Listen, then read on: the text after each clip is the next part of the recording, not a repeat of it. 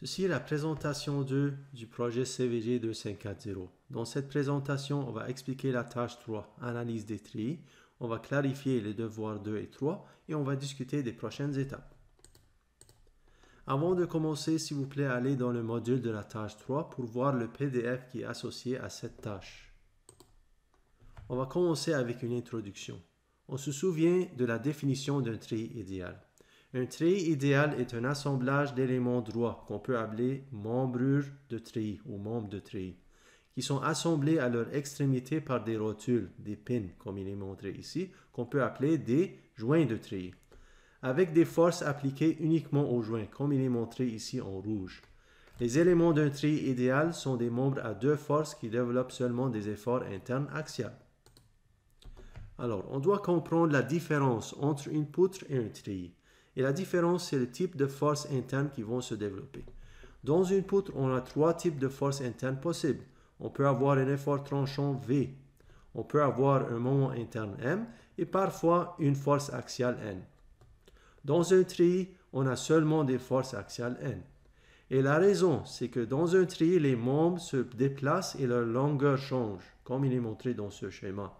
Mais elle ne se plie pas comme dans une poutre. Alors, dans une poutre, on a de la flexion, mais dans un treillis, les membres ne se plient pas. Par conséquent, les éléments ne supportent que des forces axiales, soit en tension ou en compression. Alors, dans un treillis idéal, on doit suivre trois conditions qui sont montrées ici. On doit avoir un arrangement triangulaire des membres. Ça, c'est important pour la stabilité. Les membres d'un treillis sont connectés par des pins ou des rotules, c'est-à-dire on n'a pas de transfert de moment aux connexions. Et finalement, les charges externes sont seulement appliquées aux joints, comme il est montré ici. Sinon, on a un comportement de poutre. Si on a les conditions 1, 2 et 3, on va développer seulement des forces internes axiales dans les membres. Et ces forces vont être en tension ou compression et ils vont être dirigés sur leur axe longitudinal, c'est-à-dire sur la longueur de l'élément. Alors, ce schéma montre les types de forces internes qui peuvent se développer. Si une membrure est en traction ou en tension, elle devient plus longue. On va voir une force positive pour la force axiale. Si la membrure est en compression, elle devient plus courte et la force va être négative, ou on peut aussi indiquer les flèches comme ça. Alors, lorsqu'on fait l'analyse avec la méthode de joint, c'est pourquoi on met les flèches comme ça. Vous pouvez voir que si la membrure est en tension, on a les forces comme ça. Alors, par le principe action-réaction, c'est pourquoi on indique les flèches qui sortent du joint. Alors, si la flèche va vers le joint, ça veut dire compression, et si ça sort du joint, ça veut dire tension. Détermination et stabilité. Avant de procéder à l'analyse d'un treillis, vous devez déterminer si le treillis est statiquement déterminé ou indéterminé. On peut aussi dire isostatique ou hyperstatique. De plus, vous devez déterminer si la configuration du treillis que vous proposez fournit une disposition stable. Degré de déterminisme, degree of static indeterminacy. Comme il y a deux équations d'équilibre par joint, le nombre total d'équations à résoudre pour le nombre de forces internes M et le nombre total de réactions externes R va être égal à 2G, où G représente le nombre de joints. Donc, le degré de déterminisme, the degree of static indeterminacy, est déterminé par la valeur de cette différence. SI est égal à M plus R moins 2G.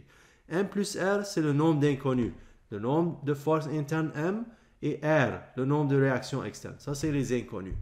Et 2G, c'est le nombre d'équations disponibles. On a deux équations d'équilibre par joint. Alors, si on prend cette différence, on peut trouver le degré de déterminisme. Si M plus R égale 2G ou SI égale 0, le treillis est isostatique, c'est-à-dire il est statiquement déterminé.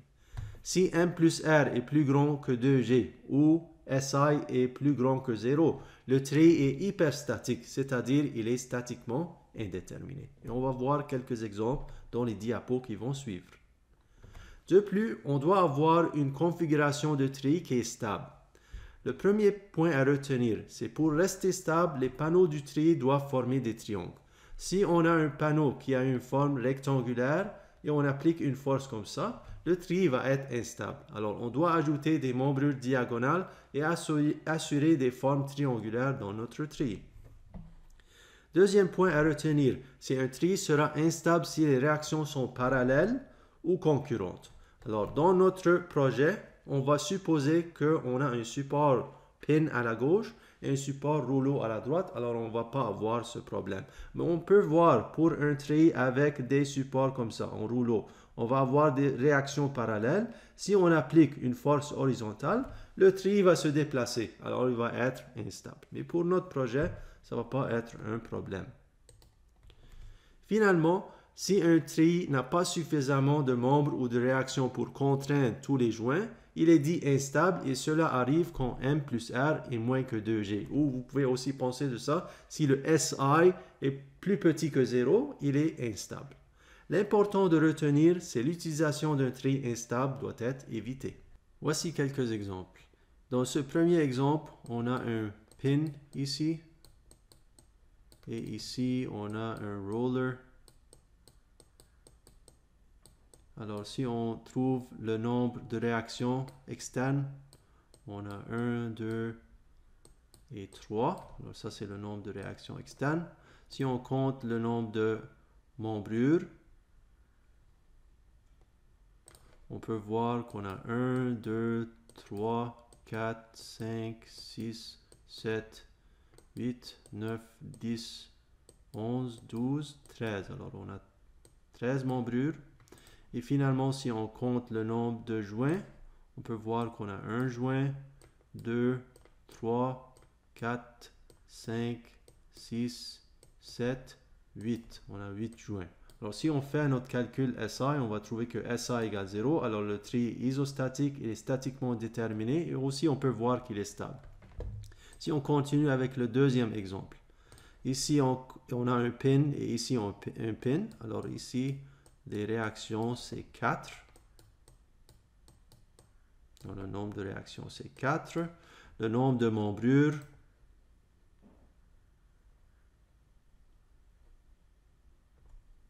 on peut voir dans celui-là, si vous comptez, on va avoir 9 dans ce côté et 9 dans ce côté. Alors, le nombre de membrures, c'est 18.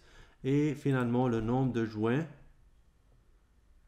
si on compte, on a 1, 2, 3, 4, 5, 6, 7, 8, 9, 10, 11 joints.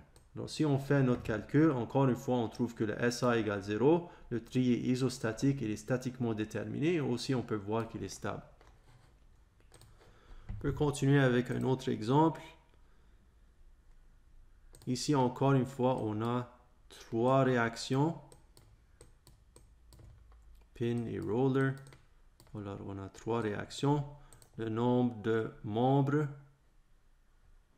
on peut voir qu'on a 1, 2, 3, 4, 5 membres.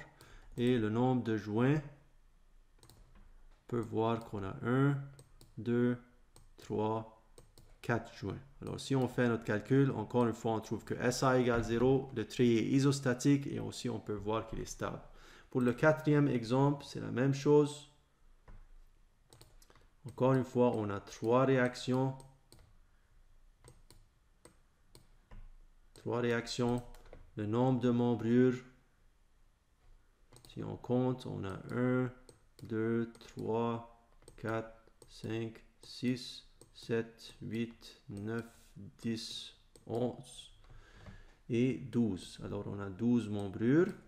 Et le nombre de joints, on peut voir qu'on a 1, 2, 3, 4, 5, 6, 7. Alors, 7 joints. Si on fait notre calcul, cette fois, on trouve que SI égale 1. Ça veut dire qu'il est hyperstatique. Il est statiquement indéterminé. Et on peut dire au premier degré parce que SI égale 1. Aussi, on peut voir que le treillis est stable. Voici d'autres exemples que vous pouvez essayer vous-même. Ici, on trouve que le SI égale 0 parce que le nombre de membrures, ici, on peut dire B, ça veut dire le nombre de barres. C'est la même chose que M. On peut voir que B plus R, c'est 40. 2G, c'est 40. Alors, le treillis isostatique, il est aussi stable. Dans ce deuxième exemple, ici, si on compte le nombre de barres, le nombre de réactions, on va trouver 57. Le 2G, c'est 50. Alors, si on fait notre calcul SI, on trouve 7. Ça veut dire que le treillis est hyperstatique au 7e degré. Alors, s'il est hyperstatique, c'est pas un problème pour nous dans le projet. Ça veut juste dire qu'on ne peut pas utiliser la méthode des joints pour faire notre analyse. On peut faire l'analyse avec le logiciel SAP 2000. Alors, dans les prochaines diapos, vous avez aussi des exemples de tri instable. Ici, on a des réactions qui sont parallèles. Ici, on a des réactions qui sont concurrentes. Ils viennent toutes ici au même point. Ici, alors vous avez une instabilité à cause de ça. Ici, vous avez un mécanisme à cause de ce panneau rectangulaire. Même chose ici, on a un mécanisme. Ensuite, on va faire un rappel sur les membres zero force. On se souvient qu'il y a deux cas où on peut avoir des membres zero force. Le premier cas, c'est si on a deux membres qui sont non collinéaires, comme il est montré ici. Ils sont connectés à un joint B. Et s'il n'y a pas de charge externe ou réaction au joint. Dans ce cas, les deux membres sont des membres zero force avec n égale 0. L'autre cas, c'est le cas 2. Ici, on a trois membrures. Deux sont collinéaires, comme ici, ces deux membrures. Et une ne l'est pas. Alors, comme cette membrure BD en vert. Et on n'a pas de charge externe ou de réaction au joint. Alors ici, au joint B, on n'a pas de force externe ou de réaction. Dans ce cas, la membrure non collinéaire, alors cette membrure BD, va être une membrure zéro force. Alors voici un exemple. Pouvez-vous identifier les membrures zéro force? Alors vous pouvez penser de ça un petit peu. Alors si on voit ici au joint F, on a le cas 1. Alors si on voit au joint F, on a deux membrures qui sont non collinéaires. On n'a pas de réaction externe ou de force externe. Dans ce cas, ces deux membrures vont être des membrures zéro force.